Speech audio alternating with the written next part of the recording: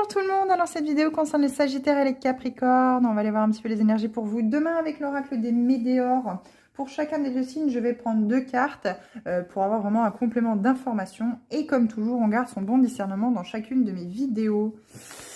Alors Sagittaire,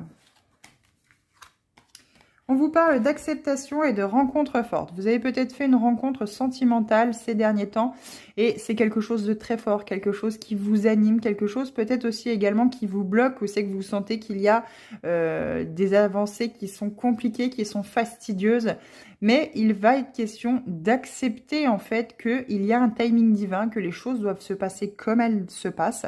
Ça peut aussi être également des Sagittaires ici qui sont déjà dans une relation sentimentale et qui ont fait une rencontre où c'est que vous sentez que votre cœur bat la chamade et qu'il va falloir accepter que cette rencontre est très forte et qu'il va falloir faire un choix. Quoi qu'il en soit, faites le choix du cœur. Ne gardez pas ça pour vous. Hein. Soyez dans l'acceptation de cette rencontre, de cette personne qui est venue là sur votre chemin. Elle a beaucoup de choses à vous apporter et à vous apprendre aussi mutuellement. Hein, où vous également, vous avez sans doute beaucoup de choses à apprendre à l'autre.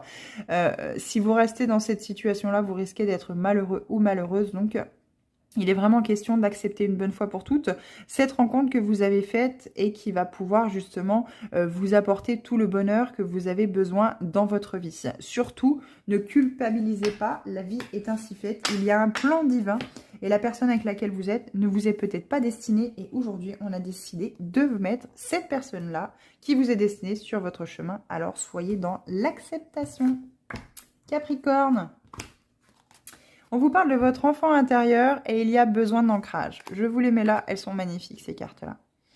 Il y a besoin de travailler sur votre enfant intérieur, il y a des blessures de l'enfance qui sont encore très présentes en vous, qui sont encore très ancrées, des schémas familiaux qui ont du mal justement à se dessouder de vous parce que finalement c'est une zone de confort, c'est quelque chose qui vous rassure. On vous dit de travailler sur votre chakra racine pour pouvoir aller travailler cet ancrage, pour ne pas vous laisser déstabiliser par les événements, les émotions qui pourraient vous traverser. Il faut accepter ces émotions, il faut aller rechercher ce négatif que vous avez vécu étant enfant pour aller être ce parent pour votre enfant intérieur que vous souhaitez avoir.